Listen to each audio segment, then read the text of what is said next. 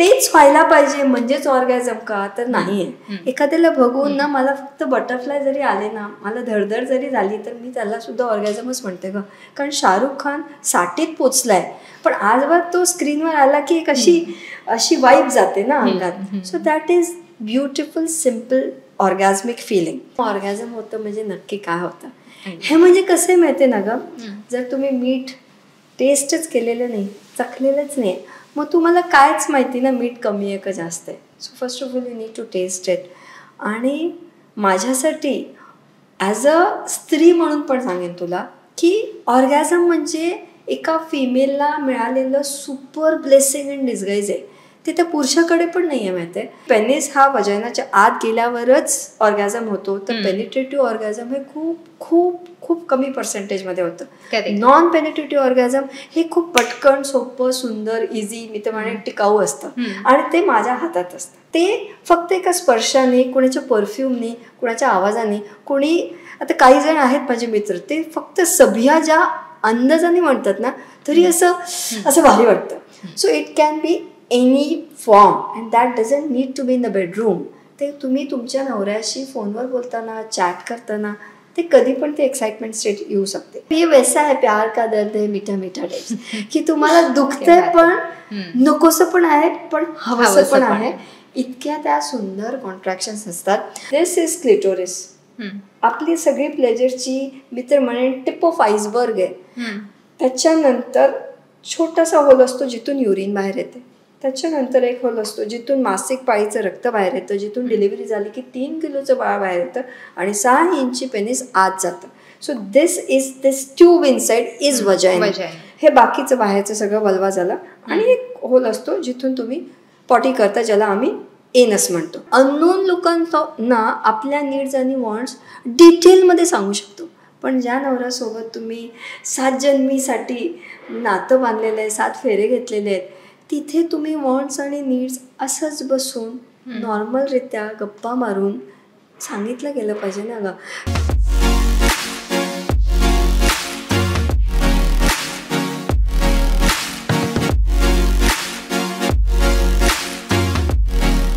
Hello, welcome back to Lokmat Sakhi आणि 4 चौघात बोलूया या आपल्या पॉडकास्टचा आजचा हा नवीन एपिसोड. बरं, ज्यांना माहिती नाही आहे की 4 चौघात बोलूया ही पॉडकास्ट नेमकी काय आहे, तर या पॉडकास्टमध्ये आपण अशा विषयांवर बोलतो ज्या विषयांवर खरं तर ओपनली बोललं गेलं पाहिजे, पण त्या विषयांवर बोलायला एकतर आपण लाजतो किंवा घाबरतो, नाहीतर सरळ थट्टेचा विषय असा आपण त्या विषयाला समजतो. आणि या विषयावरतीच बोलण्यासाठी आजचा जो आपला टॉपिक आहे ना, तो तेवढाच सेन्सिटिव्ह आहे, तेवढाच इंटरेस्टिंग आहे आणि तेवढाच महत्त्वाचा आहे, तो म्हणजे वुमन प्लेजर. आणि या विषयावर बोलण्यासाठी आज माझ्यासोबत आहेत डॉक्टर सबिहा, ज्या एक रिलेशनशिप कोच आणि सेक्स कोच आहेत. Welcome to Lokmat Sakhi ma'am. Thank you. बरं मॅम, आपण भारतात राहतो. भारतामध्ये सेक्सबद्दल बोलणं म्हणजे जवळपास म्हणजे बाबा काय पाप करताय रे तुम्ही असं मानलं जातं. आणि त्यातल्या त्यात वुमन प्लेजर म्हणजे महिलांना सेक्समध्ये काय वाटतं, त्यांची काय इच्छा आहे याबद्दल बोलणं म्हणजे त्याहून मोठं पाप असं मानलं जातं. असं का आहे अजून पण, म्हणजे त्याचं रिझन तुम्हाला काय वाटतं? अगदी छान बोलली तू. कारण मला स्वतःला ना, मी डॉक्टर सबिया आहे म्हटलं की असं नॉर्मल एक्सप्रेशन असतं, पण मी सेक्स कोच डॉक्टर सबिया आहे म्हटलं की समोरच्याचेच डोळे खाली जातात. का जातात? उंचावतात डोळे खाली. म्हणजे त्यांना लाज वाटल्यासारखं होतं आणि हे ते पोचत असतं. ॲज यू सेड, आपण अशा संस्कृतीत राहतो अजून पण जिथं लग्न एकदा झालं म्हणजे हजबंड किंवा नवरा जो असतो तो युजली गिव्हर असतो, तो फायनान्शियली केअर घेणार, तो देणारा असतो, आणि स्त्री ही ते सगळं घेणारी असते. She will take from him. But suddenly जेव्हा the thing goes to bedroom, तिथं एक्झॅक्टली गणित उलटं होतं. तिथं स्त्री सडनली सुख देणारी होते आणि नवरा घेणारा होतो. आता ही संस्कृती छान आहे वाईट आहे ह्याच्या वादात आपण नाही पडत, पण साधं सोपं गणित आहे. लग्न जेव्हा होतं तेव्हा मुलीला हेच सांगितलं जातं, आपल्या नवऱ्याला मोठी ठेव, आपल्या नवऱ्याला सुखी ठेव, सजून सवरून राहा, त्यांचं कुठे बाहेर कुठे लक्ष जाता कामा नाही. In fact I have a kitty गँग, तिथं पण हेच डिस्कशन होतं की आमचे हे ना एका रात्रीतनं 3-3दा करतात, 4-4दा करतात. So it's all about main centric. कारण स्त्रीनी किती दिलं बेडरूममध्ये ह्याच्यावरच भार असतो. त्यामुळे तिला हे माहीतच नाही आहे ना की मला घेता पण येतं, मला रिसीव्ह करता येतं आणि मुख्य म्हणजे मला स्वतः पण एन्जॉय करता येतं.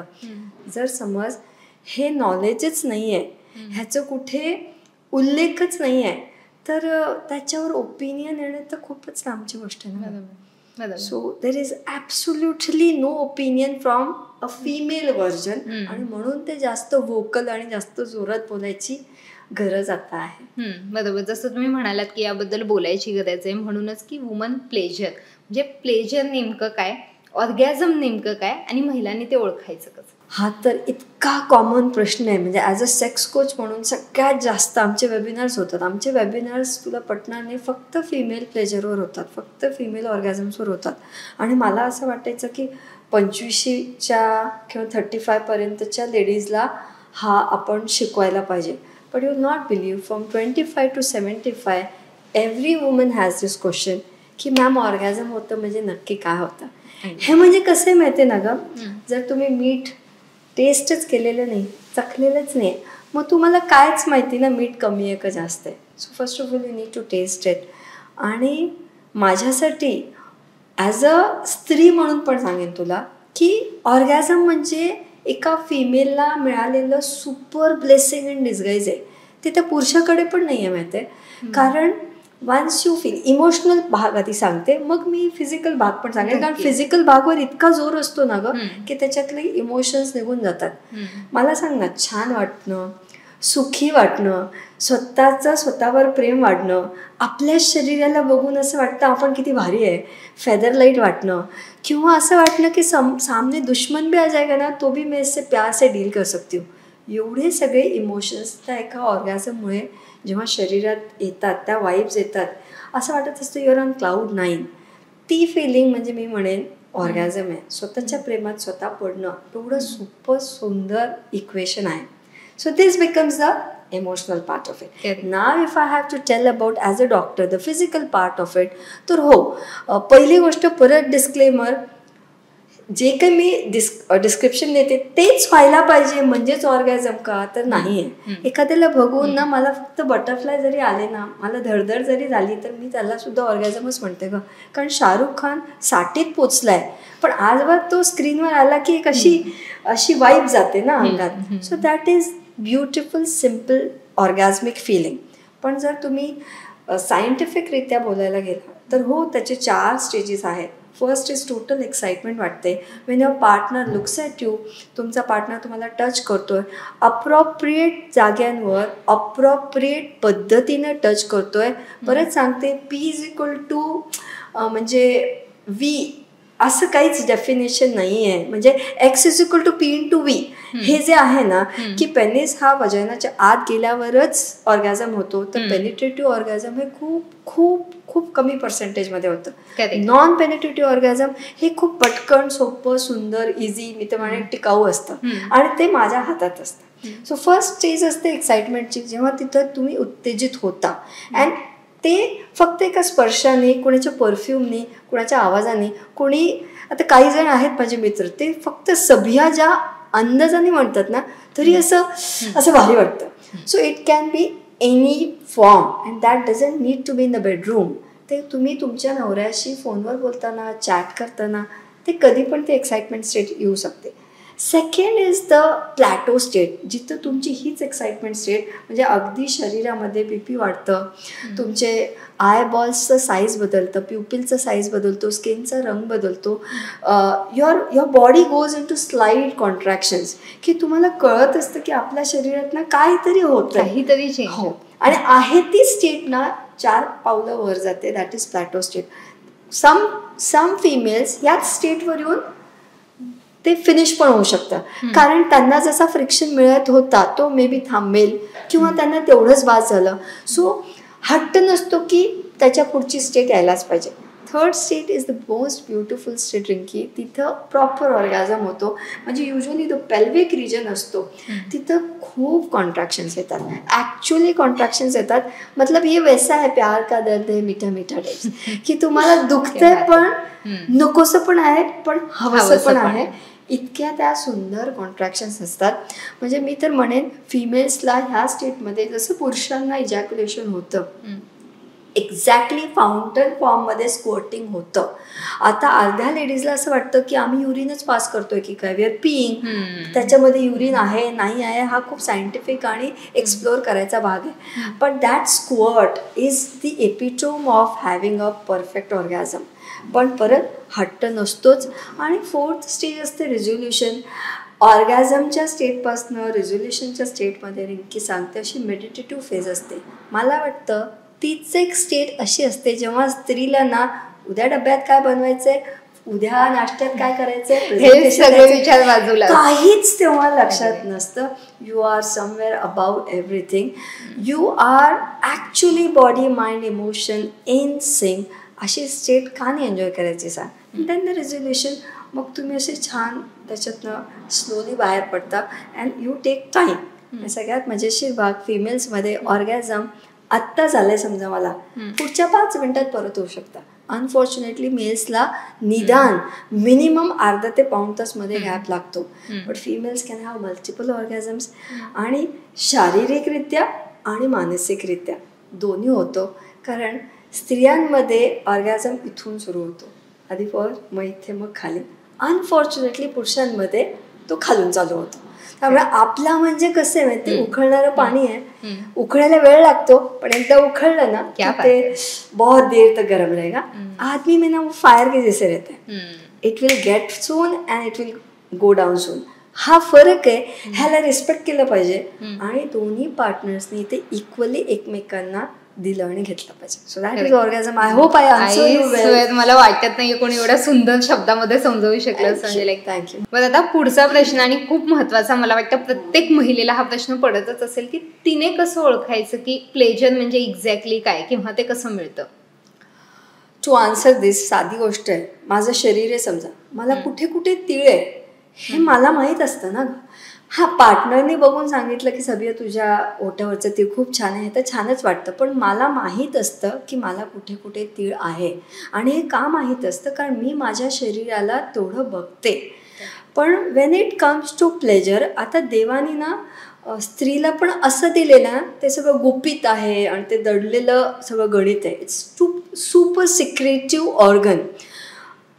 मग जिथून तुमचं बाळ बाहेर येतं आहे, जिथून तुम्ही जन्माला आलाय, जिथून तुमच्या पार्टनरचा अवयव आत जाणार आहे, त्या अवयवाला तुम्ही मान खाली करून ग्रेसफुली बाय चॉईस बघता किती ना. जेव्हा तुम्ही त्याला बघतच नाही, आणि I understand it's very private, तर पण प्रायव्हेटली तुम्ही एकट्यात असताना तरी आपल्या ऑर्गनला पाहिलं पाहिजे. You need to see. तुला पटणार नाही वल्वा काय आणि वजायना काय हे अजून अंतर कळत नाही. वल्वा जेव्हा मी म्हणते तर जेव्हा जे बाहेरचं जे तुम्हाला दिसतं दॅट इज वल्वा, आतली जी ट्यूब आहे ती वजायना आहे. तर हा फरक माहीत पाहिजे. तुम्ही 16च्या असताना म्हणजे पाळी जेव्हा जस्ट सुरू होते 12 आणि 15च्या मध्ये, तेव्हा तो वल्वा वेगळा दिसतो. मग तुम्ही जेव्हा पहिल्यांदा कुणाशी सेक्स करताय, वन्स यू आर मॅरिड, त्याच्यानंतर तो वल्वा वेगळा दिसतो. मग तुमची जेव्हा डिलिव्हरी होते, बाळ होतं, मग वल्वा वेगळा दिसतो. आणि पाळी जेव्हा बंद होते म्हणजे मेनोपॉज होतो, तेव्हा वल्वा वेगळा दिसतो. म्हणजे तुमचं तो अवयव एवढे फॉर्म्स बदलतोय, तुम्हाला माहीतच नाही ना ओरिजिनल तुमचा वल्वा कसा दिसत होता. You need to touch it, you need to talk to it. कारण प्लेजरचं ठिकाण ॲनॉटॉमिकली मी म्हणेन खाली दिलेलं आहे. आणि जर तुम्ही तुमच्याच ऑर्गनला टच नाही केलं आहे, स्पर्श नाही केलं आहे, ओळखत नाही, काय केलं की छान वाटतंय तुम्हाला माहीत नाही, तर मला सांग ना तुम्ही तुमच्या पार्टनरला कसं कम्युनिकेट करणार आहे. आणि पार्टनर म्हणजे बिचारी ते पुरुष म्हणजे काय अलिबाबाचा चिराग घेऊन नाही बसलेत ना की घासलं आणि मॅजिक झालं, असं होत नसतं. You need to communicate and to communicate you need to explore. Explore केल्याशिवाय खरं सांगते हे गणित नाही समजू शकणार. आणि हे म्हणजे तसं सुख आहे माहिती आहे, जे तुम्ही आयुष्यभर जर अनुभवलंच नाही तर sometimes you don't know what you are missing till you get it. त्यामुळे तुम्हाला माहीतच नाही आहे ना की तुम्ही काय मिस करताय. आणि ते तुमच्याकडे आहे एवढ्या सोप्या रीती, you can access it. So please explore your own body and only then you understand what is pleasure. नक्कीच. आपण थोडं ड्रॉ करून जर दाखवू शकलो ऑडियन्सला. Okay, you mean to say की हाव इट. आता अनॉटॉमिकली मी सांगते. पहिलं तर परत सांगेन, देवाचा इथे पण थोडा नाइंसाफी आहे. पुरुषां आपण असं करू, पुरुषांमधला जो ऑर्गन आहे त्याच ऑर्गननी रिप्रोडक्शन होतं, म्हणजे सिमेन वगैरे बाहेर येतं, इजॅक्युलेशन होतं. तिथूनच पेनिस बेसिकली. म्हणजे that one penis first of all is hanging out of the body, त्यामुळे ऍक्सेस होणं किती सोपं आहे. तिथून लघवी बाहेर पडते, तिथून सिमेन बाहेर पडतं आणि तिथंच प्लेजर आहे. म्हणजे सगळं काही अगदी ओपन टू आईज, ऍक्सेसिबल, कळायला सोपं आणि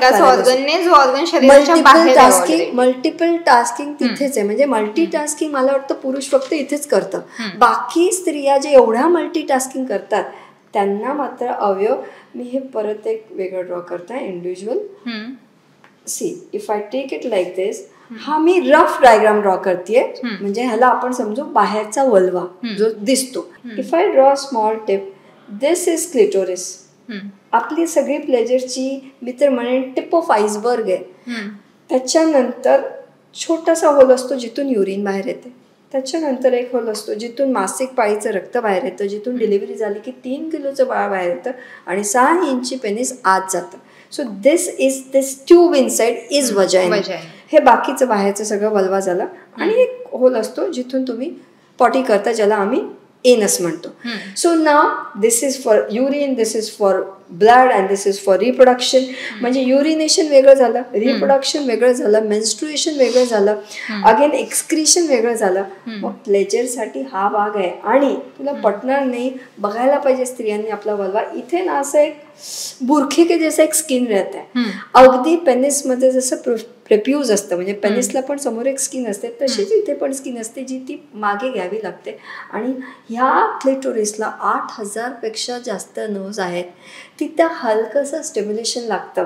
मुळात मुद्दा असा आहे, how hard the penis is, how big the penis is doesn't matter, how soft and how tender your hands are. तुम्ही तिथे किती छान टच करू शकता, that matters. And to add to it, हे टच केल्याने कुठल्या अँगलने टच केलं, किती सर्कल पाहिजे, किती सॉफ्ट पाहिजे, हे मी माझ्या पार्टनरला कधी सांगणार सांग, जेव्हा मी त्याला टच केलेलं आहे. मी ते म्हणजे ज्याला आपण हस्तमैथून किंवा मॅस्ट्रुबेशन म्हणतो, हे फक्त आणि फक्त मेलसाठी रिस्ट्रिक्टेड नाही आहे. It is for all genders. Females can also masturbate, females can also हस्तमैथून करू शकतात. होतो काय माहिती आहे इथं मुद्दा, कल्चरल बिलीफ येतो आडवा, किंवा रिलिजियस बिलीफ आडवा येतो, किंवा कोणी सांगितलेलंच नसतं. त्यामुळे ज्यांना नाही करायचंय त्यांनी कंपल्सरी केलंच पाहिजे का, तर असा नाही आहे. पण if you are okay with it, why not. You first do it, you understand it, and then you tell to your partner. You will get best of orgasms only by having everything externally. म्हणजे आज जायची गरज नाही. माझ्याकडे cases आहेत माहिती आहे, आमच्या बायकोचं ना वजायना खूपच लूज आहे मॅडम, काहीच प्लेजर येत नाही. मला सांगा, त्या वजायनाचे लूज असण्या आणि टाईट असण्याची तुमच्या प्लेजरचा काही एक संबंध नसतो. इथे फक्त एज्युकेशन लागतं, कारण तुमचा प्लेजरचा अवयव तुमच्याकडे आहे आणि तिच्या प्लेजरचा अवयव तिच्याकडे आहे. So it's not about how inside you are going. कारण तुम्ही किती आत गेला, क्लिटो म्हणजे मी जे हे दाखवलं तुला, ह्या क्लिटोरिसला जर फ्रिक्शन मिळालं नाही तर लेडीजला ऑर्गॅझम होत नाही. पेनिट्रेटिव्हनी होतं, पण पेनिट्रेटिव्ह इज लाइक गुफा में जा रहे हो आप और अंधेरे में तीर मार रहे हो, जबकि बाहर छोटी सी रोशनी दी है, उसको सिर्फ आपने हाथ लगाना है और हो जाना है.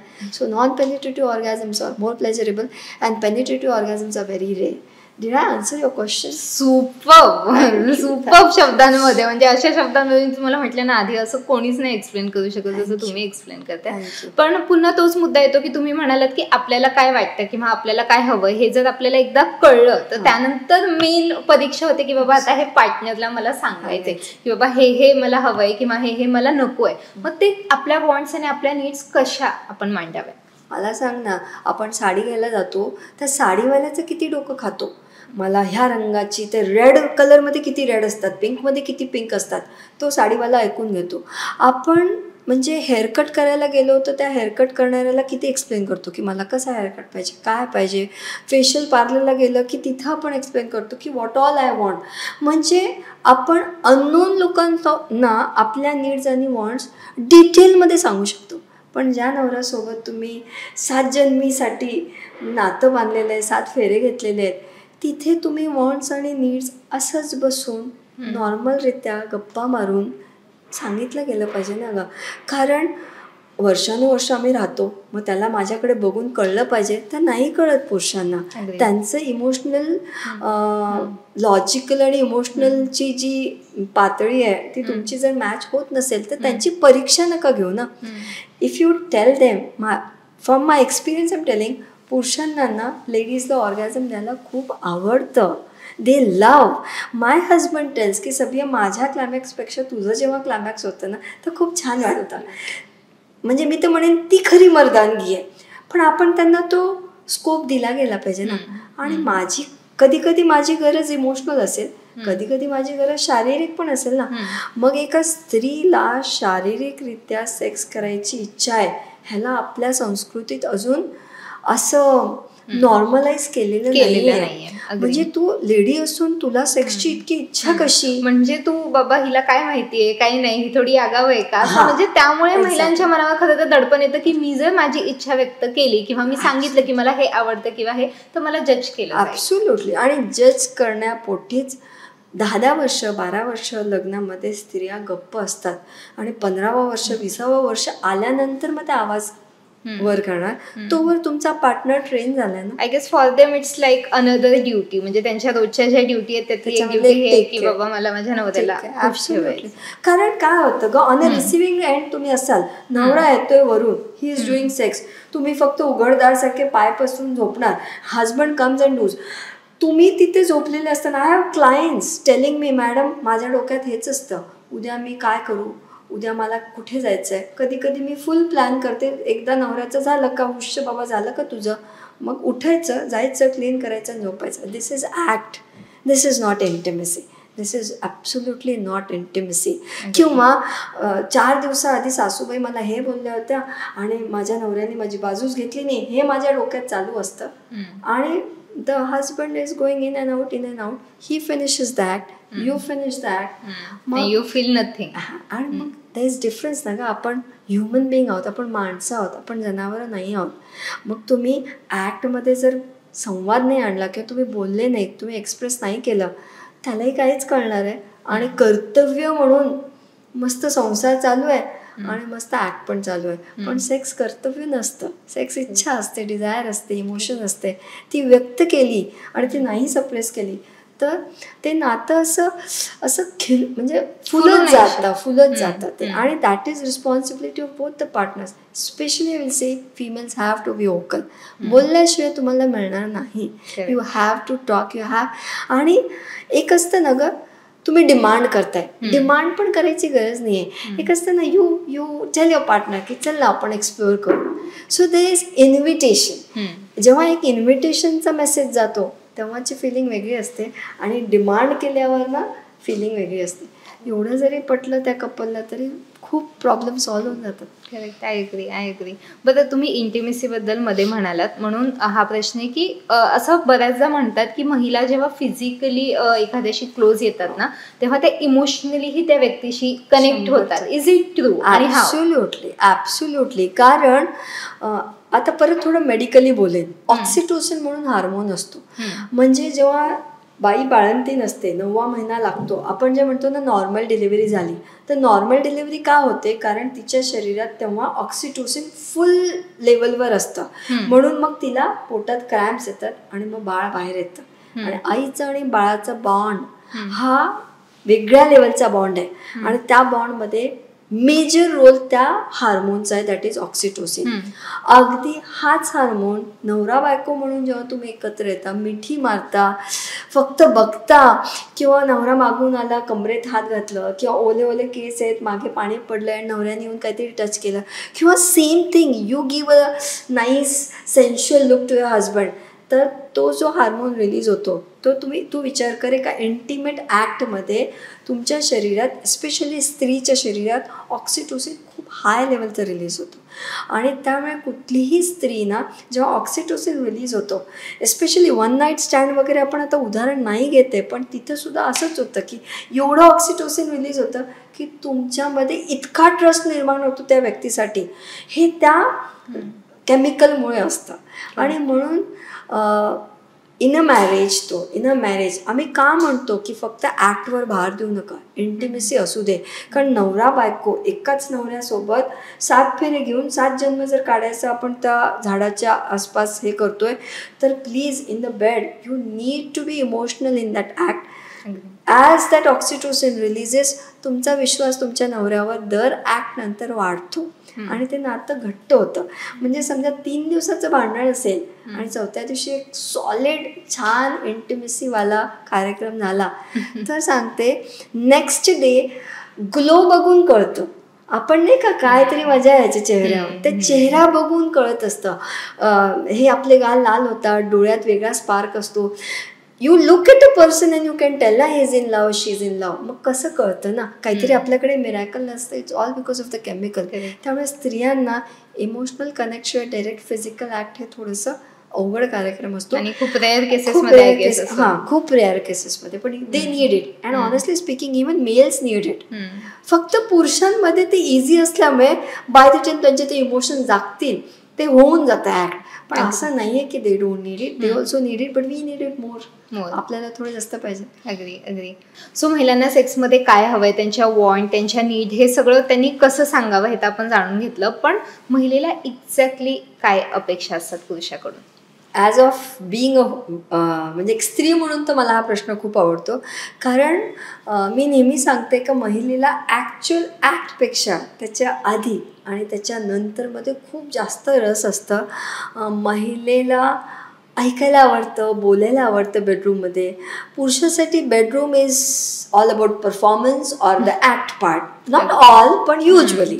आणि महिलेसाठी ती तिची एक अशी स्पेस असते ना की जिथे ती आहे आणि तिचा पार्टनर आहे. म्हणजे तिच्यासाठी ते एक अख्खं युनिवर्स असतं आणि तिथे तिला बसून एक तर सगळं बोलायचं असतं.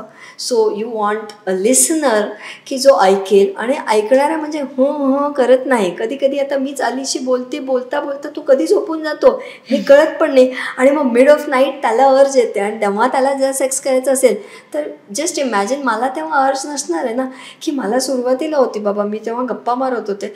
कारण गप्पा मारता there is cuddling, there is lot of talking आणि मग स्टिम्युलेशन होतं. 10 on 9 ladies want to talk before sex and after sex. कारण without talking for them, conversational intimacy जी आम्ही म्हणतो, सायंटिफिक सर्वे आहे की women prefer conversational intimacy. म्हणून तर जितकी चॅट होते, जितकं बोललं जातं तितकं ते अराउजल त्यांच्यामध्ये लवकर होतं.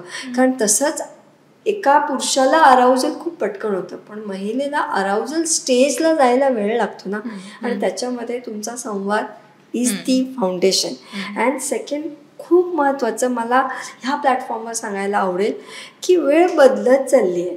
आता तसं नाही राहिलं की बेडरूममध्ये the man has to take the initiative किंवा त्यांनीच पुढाकार घेतला पाहिजे. माझ्याकडे थोड्या अशा क्लायंट्स आहेत जिथे लेडीज सांगतात की मॅम 10 वर्ष झाले लग्नाला, 15 वर्ष झाले लग्नाला, सगळ्या जिम्मेदाऱ्या आता पूर्ण झालेल्या आहेत, आता खूप सेक्स करावं असं वाटतं पण आमच्या ह्यांना करायचंच नसतं. मग तिथे काय होतं माहिती, the girl wants to be the active partner, she wants to do it more. मग ह्या सगळ्याचा सोल्युशन म्हणा किंवा काय हवं आहे म्हटलं ना तर संवादच हवा असतो. एका स्त्रीला तुम्ही मनाने ऐकलं ना तर मला वाटतं तिला तसेच ऑर्गॅझम्स होऊन जातील. So spend quality time in the bedroom before the act and after the act is what somebody will need. म्हणजे सेक्स आणि संवाद ॲक्च्युली. बरं, माझा पुढचा प्रश्न असा आहे की तुम्ही जसं आधी म्हणालात की बाजारातून भाजी आणण्यापासून नंतर ती भाजी खाईपर्यंत मधली जी प्रोसिजर असते ती इम्पॉर्टंट आहे. तर फोरप्ले, महिलांसाठी फोरप्ले हा आवडीचा विषय आहे असं म्हणायचं. महिलांसाठी फोरप्ले म्हणजे आता मी नाशिकची आहे तर नाशिकमध्ये तू कुठे पण जा, चुलीवरची मिसळ असं मोठ्याने लिहिलेलं असतं. कुकरची मिसळचा बोर्ड कुठे लागलेला नसतो. तू बेस्ट ऑफ बेस्ट हैदराबादची बिर्याणी खायला जा, दमची बिर्याणीचा मोठा बोर्ड असतो. 2 शिट्ट्यांमध्ये कुकरमध्ये बिर्याणी झाली. आपण हे ऐकत सुद्धा नाही. म्हणजे आपण 2 मिनिट मॅगीच्या काळात अजून पण उकडीचे मोदक प्रिफर करतो. आपण अजून पण ती अशी पुरणपोळी आणि ते काय असतं यार, ते मोठी एक पुरणपोळी बनवतं, मांडे. म्हणजे ह्या कल्चरच्या पण आहोत, मग हेच कल्चर बेडरूममध्ये चालतं ना. बिकॉज विदाउट फोर प्ले तुम्ही डायरेक्ट 6th गियर में गाडी डाल रहे हो तो that girl is not going to enjoy. मला वाटतं सेम गोज फॉर पुरुषांना पण yes for females foreplay म्हणजे ते सगळं प्रिपरेशन आहे. कारण स्त्रीला लग्नात जाण्याआधी 2 तास लागतात तयार व्हायला, and that is four play ना. ती तिची बिंदी 100दा बघेल, कानातले 100दा बघेल, केस 100दा बघेल, साड्याच्या मिऱ्या आपल्याला आवरायला किती वेळ लागतो. मग एक साडी नेसल्यानंतर मी किती छान दिसते हे सांगायला 2 मिनटं लागतात, पण साडी नेसण्याआधी आणि साडी घालून आल्यानंतर घरी जेव्हा आपण साडी काढून परत ठेवतो दॅट इज फोर प्ले ना गं. त्याच्याशिवाय ॲक्ट करणं म्हणजे बिना ऑइल के गाडी चलाना है. You will just finish the act, you will not have momentum, you will not have friction, you will not have pleasure. काहीच होणार नाही आहे. विदाऊट फोर प्ले करणं म्हणजे मीठ नसलेलं जेवण आहे, लिंबूमध्ये रस नसलेलं लिंबू आहे, आंबा आहे पण तो गोडच नाही आहे. So all that things go for four play. आणि इंटिमेसी विदाऊट फोर प्ले तर मी तर म्हणेन करावंच नाही. वेन इट इज इंटिमेसी, हां बायोलॉजिकल नीड असते कधी कधी जिथे आपल्याला झटकीपट 2020 भी खेळना है, पण 5 days क्रिकेट मैच तो अभी भी चलता येणार आहे. हर बार तो आप 2020 नाही खेलो. म्हणजे शारीरिक गरज आहे ना, तेव्हा तुम्ही पटकन उरका, दॅट इज ओके. नाही आहे वेळ बोलायला, गप्पा मारायला, दरवेळ नाही होत. पण बिर्याणी महीने में एक बार तो बनाएंगे की नाही बनाएंगे, फिर शिद्दत से बनाएंगे. मग तेवढा वेळ तुम्ही इन्व्हेस्ट केलं की you will have more pleasure. That's how foreplay is. Bang on mic drop explanation होत आहे. सुपर, खरंच. बरं, पुढचा प्रश्न फॅन्टसीज कडे येऊया थोडंसं, की महिलांना मुळात सेक्समध्ये काही इच्छा आहे हे सांगणंच मी तुम्हाला म्हटलं की खूप लांबची गोष्ट आहे, पण आता त्यात फॅन्टसीज सुद्धा असतात. या पार्टनरपर्यंत महिलेने कशा पोहोचवायच्या? खूप महत्त्वाचा प्रश्न आहे. कारण परत सगळ्या महिलांना सांगेन, आपल्याला अराऊज व्हायला वेळ लागतो. पुरुष पटकन अराऊज होतात. स्त्रीचं असं असतं ते तुमचं काम आहे मला अराऊज करणं. मग पुरुषाला ना त्याचं बर्डन येतं. तो एक तर स्वतः अराऊजल स्टेटमध्ये जाणार, बरं त्यांनी काय नक्की करावं की तुम्ही अराऊज व्हाल. त्यामुळे फुल रिस्पॉन्सिबिलिटी पुरुषावर न टाकता तुम्हाला देवाने एक मेंदू दिलेला आहे ना. म्हणजे मला सांग ना, लग्न असेल आणि मला जर ब्लाऊज शिवायचा असेल तर माझ्या डोक्यात त्या ब्लाऊजचे केवढे डिझाईन्स येतात. असा नेक असेल, तसा नेक असेल, कुठला मटेरियल असेल, म्हणजे माझ्या मेंदूमध्ये ऑलरेडी मी दिसत असते ती साडी आणि तो ब्लाऊज घालताना. म्हणजे तिथं मी फॅन्टसाईज करायला तयार आहे की दीपिका पादुकोणनी तिच्या लग्नात असा ब्लाऊज टाकला होता, प्रियंकाने असा ब्लाऊज घातला होता, आलियानी तसा घागरा घातला होता. So here it is okay to fantasize. पण जेव्हा सेक्सची बात येते तेव्हा फॅन्टसी म्हणजे चिटिंग, तेव्हा फॅन्टसी म्हणजे पाप, असं काही नसतं ना.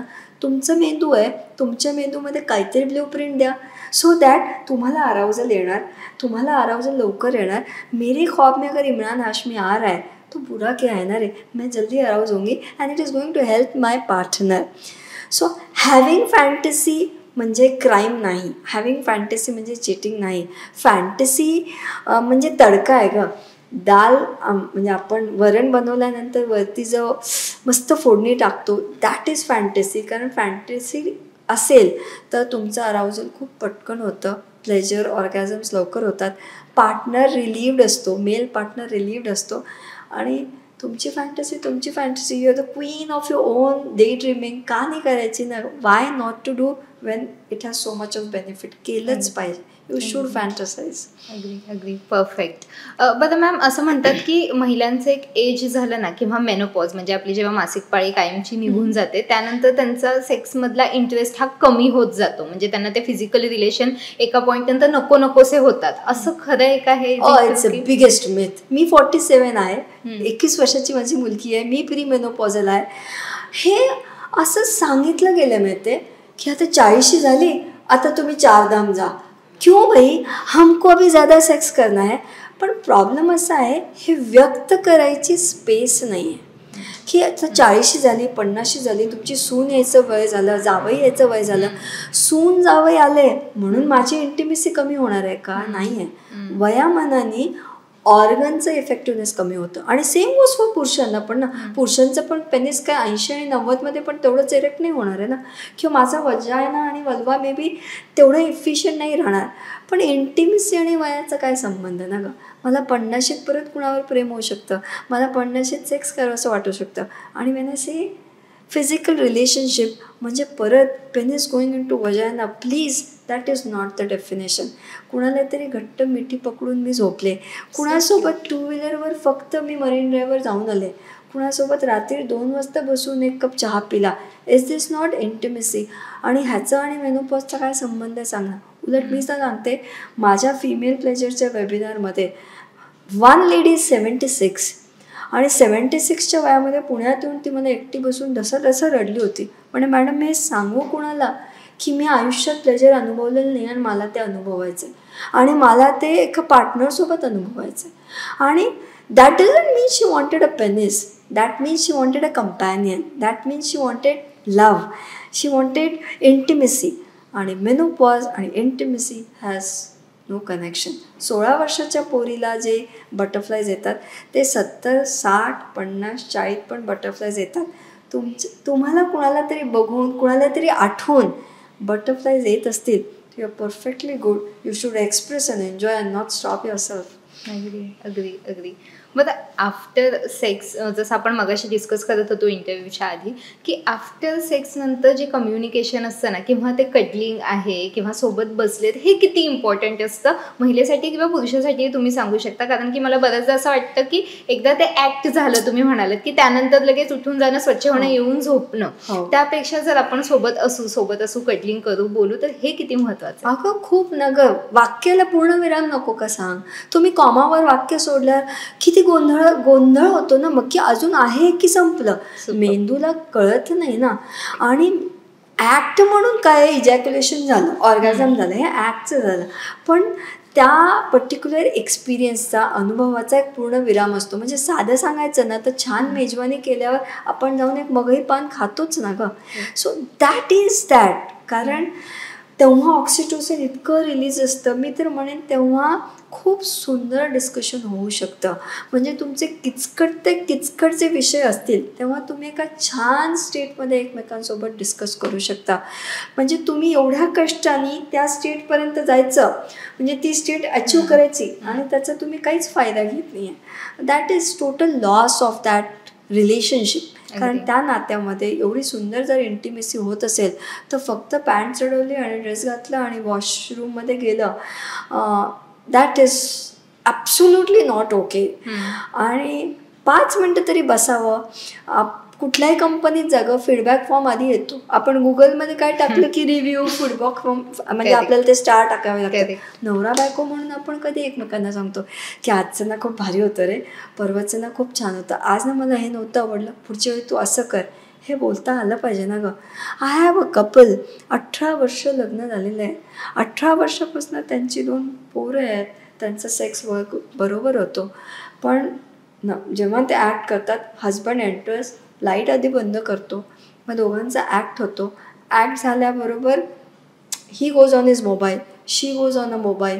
म्हणजे ते 0 कन्व्हर्सेशन. म्हणजे 18 वर्ष झाले तिचं म्हणणं आहे की आम्ही दोघं ह्या विषयावर बोललेलं नाही आहोत. दिस इज नॉट हेल्दी. म्हणजे हे असं आहे, म्हणजे ते नातं आहे पण ते सुकलेलं नातं आहे आणि त्याच्यात जर ओलावा असेल तर हे आफ्टर प्ले किंवा नंतरचा संवाद तो ओलावा आणतो आणि तो ठेवला पाहिजे. त्याची काळजी, कम्युनिकेशन इज मस्ट. अगदी. बरं, आता इंटरव्ह्यूचा शेवटच करतोय आपण, पण एक शेवटचा प्रश्न घेऊयात की बऱ्याच महिला आता आपल्याला इथे बघतायत आणि मोस्टली आपला वर्ग असाच आहे की ज्यांना या विषयावर बोलणं म्हणजे त्यांना असं वाटतं की बाबा आपण काहीतरी चुकीचं करतोय. त्यांना जर तुम्हाला एक मेसेज द्यायचा असेल या एकंदरीत विषयाबद्दल तर काय द्याल? तर इथे सांगायचं ना, सेक्सला नाही का परिभाषेत आपण बांधलं नाही पाहिजे, किंवा इंटिमेसी म्हणजे असं केलं म्हणजेच ऑर्गॅझम झालं म्हणजेच आमचा सुखी संसार आहे, असं नाही केलं गेलं पाहिजे. हो, आय अंडरस्टँड, ऑर्गॅझम मिळणं खूप छान अनुभव असतो, सायमल्टेनियस ऑर्गॅझम छान सुंदर अनुभव असतो.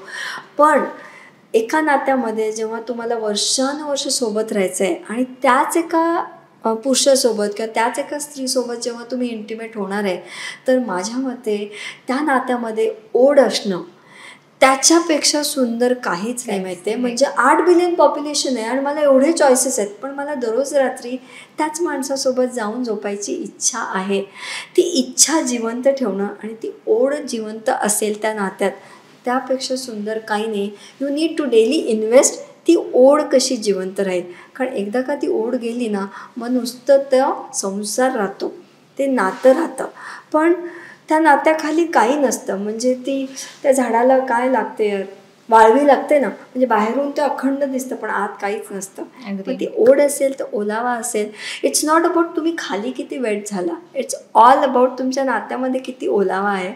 तो जर टिकवला ना तर you are the most intimate partner with each other.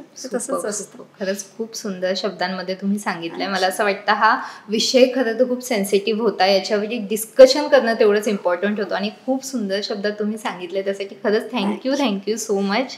बरं, तुम्हाला हा विषय कसा वाटला, तुम्हाला याबद्दल काही प्रश्न आहेत का, ते सर्व आम्हाला खाली कमेंट्समध्ये नक्की कळवा. अजून कोणत्या विषयावर आम्ही चार चौघात बोलायला हवं असं तुम्हाला वाटते तेही आम्हाला कमेंट्समध्ये कळवा. आणि सगळ्यात महत्त्वाचं, पाहत रहा लोकमत सखी.